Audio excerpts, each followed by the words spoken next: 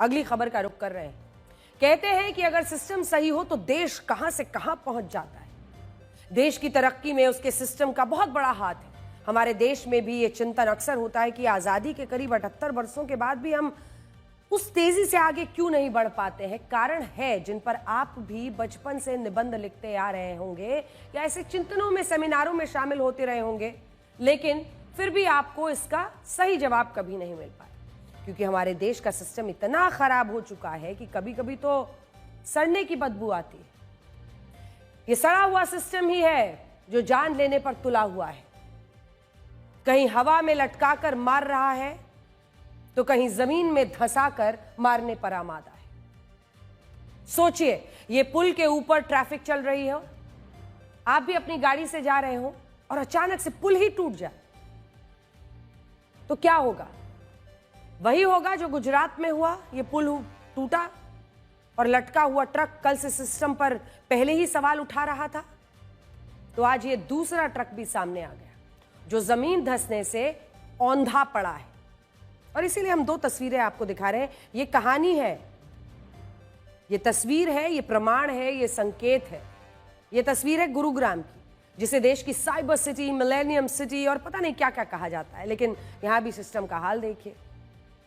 ये दो तस्वीरें पूरी कहानी बता रही हैं। इसी सिस्टम की आज हम बात कर रहे हैं। ये कौन सा सिस्टम है जो बस एक बारिश में बह जाता है, टूट जाता है? कौन लोग हैं जो सिस्टम को इस तरह से चला रहे हैं और इसकी कीमत कौन चुकाता है? इसकी कीमत चुकानी पड़ती है आम लोगों को, और कई बार अपनी जान देकर यह कीमत चुकानी पड़ती है।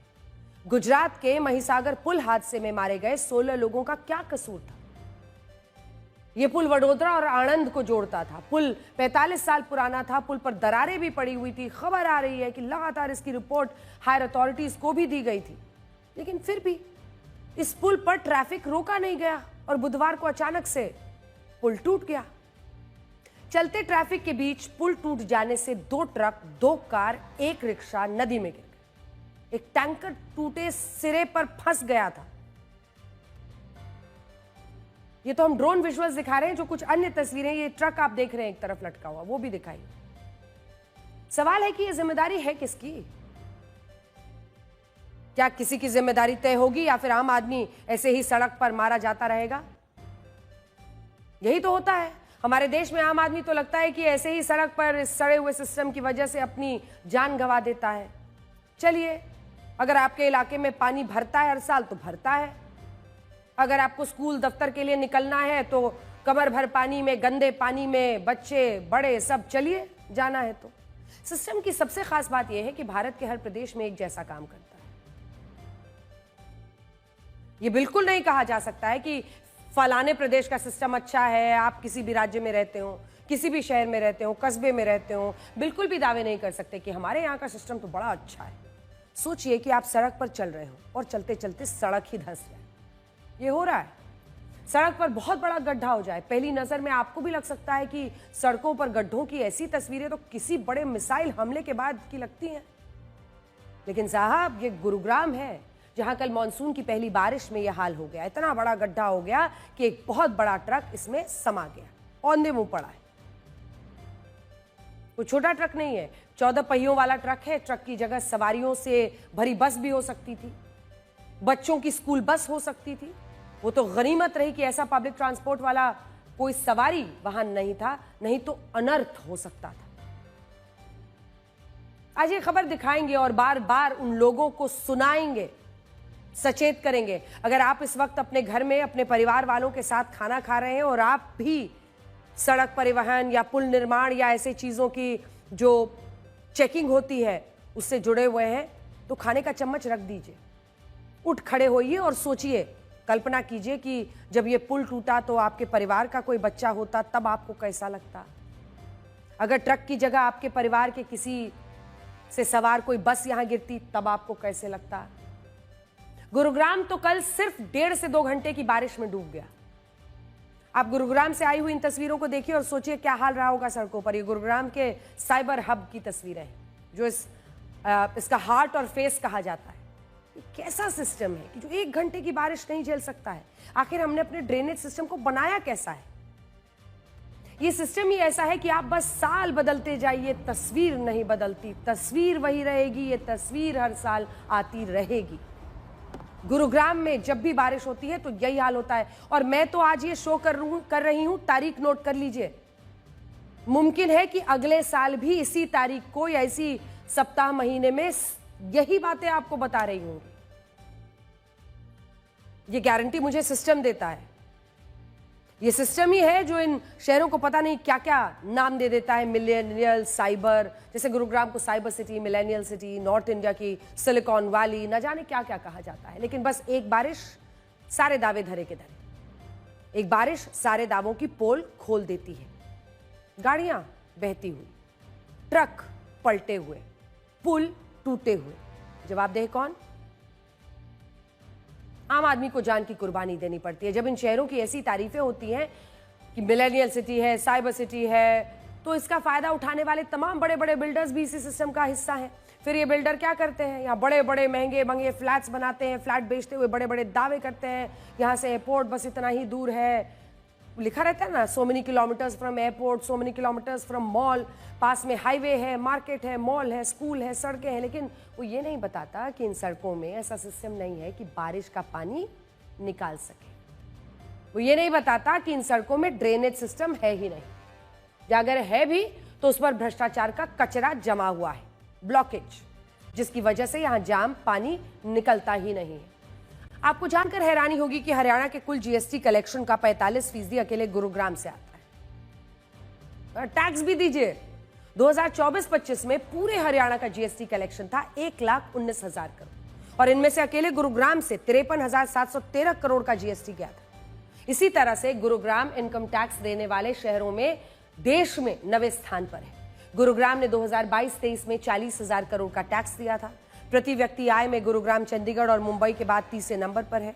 गुरुग्राम की प्रति व्यक्ति आय 5 लाख रुपए तक है और भारत की पर कैपिटा है 2,12,000।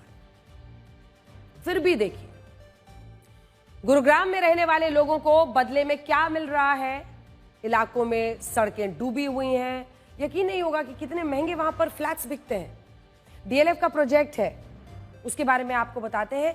एक अपार्टमेंट की एवरेज कॉस्ट यहां पर 100 करोड़ रुपए है एक घर की।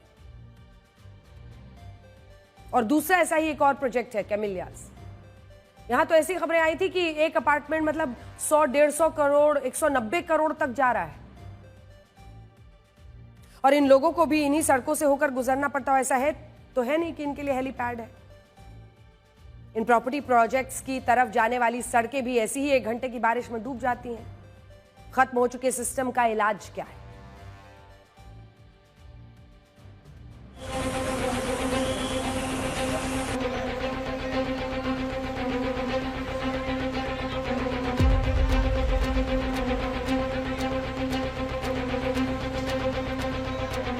लोगों के घरों के अंदर पानी भरा हुआ है। किस तरीके से लोग बाल्टियों से पानी घर के बाहर निकाल रहे हैं।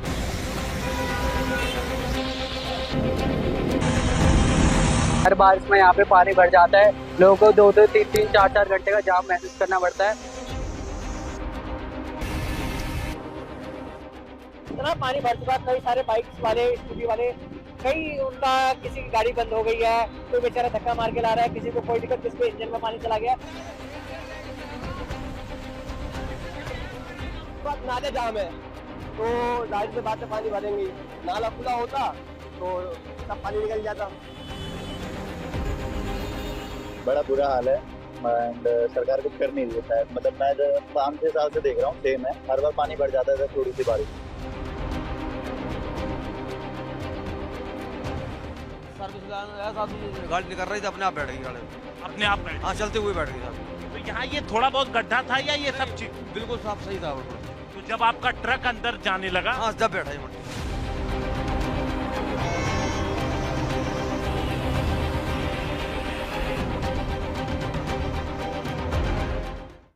और जैसा कि हमने आपको बताया कि सिस्टम का ये वायरस ऐसा नहीं कि किसी एक शहर तक सीमित है, बल्कि देश के सारे शहरों का यही हाल है। फिर चाहे वो देश की राजधानी दिल्ली क्यों ना हो।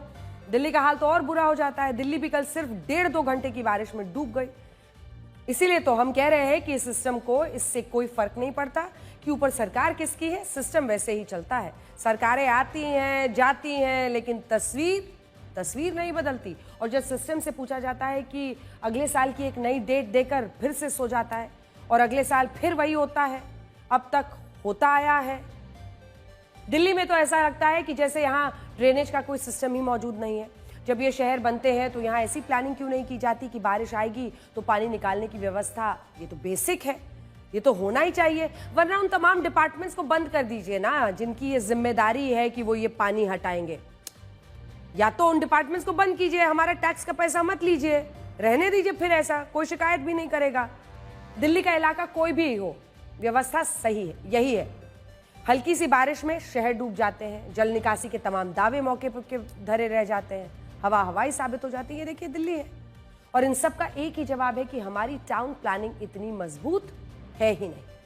और जब सिस्टम की नाकामी ऐसे ही चलती है तो फिर जनता सिस्टम की पोल खोलने के लिए खुद ही खड़ी हो जाती है। ऐसे ही एक वीडियो सोशल मीडिया पर वायरल है, वो हम आपको दिखाना चाहते हैं। राजस्थान के सीकर का, जहां एक गांव में बारिश के बाद गलियों में पानी भर गया तो एक स्कूली बच्ची ने इसका वीडियो बनाया और नेताजी पर तंज कसते हुए वीडियो वायरल हो गया। जबरदस्त।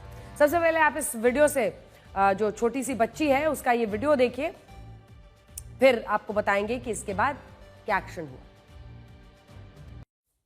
संघर्ष करो से मौज करो पर आ गया। नेताजी तुम मौज करो, हम तुम्हारे साथ हैं। ये वीडियो था सीकर की लक्ष्मणगढ़ विधानसभा के गाड़ौदा गांव का, जहां के विधायक हैं कांग्रेस के प्रदेश अध्यक्ष गोविंद सिंह डोटासरा और सांसद हैं सीपीआईएम के कॉमरेड अमराराम। वैसे राज्य में सरकार बीजेपी की है, लेकिन हमने आपको बताया कि सिस्टम तो अलग ही होता है और सिस्टम अपने ही तरीके से काम करता है। सरकार किसी की भी हो, परिस्थिति बदलती नहीं। हालांकि इस केस में जब इस बच्ची ने वीडियो बनाया और वो वीडियो वायरल हुआ तो सिस्टम हरकत में आया। तुरंत प्रशासन की तरफ से गांव में जनरेटर लगातार लगाकर पानी की निकासी की गई। यानी तरीका है, उपाय है, करते नहीं है। पाइप से पानी निकाला जा रहा है। लेकिन केस तो यह है कि हर गांव में, हर कस्बे में क्या ऐसा संभव है कि वहां पर कोई बच्ची वीडियो बनाए, वो वीडियो वायरल हो, फिर नींद से जगाने में ये वीडियो काम आए और फिर ये जो दफ्तरों में एसी में बैठे रहते हैं ये कमरों से निकले। बहरहाल इस खबर पर तो हमारी नजर रहेगी।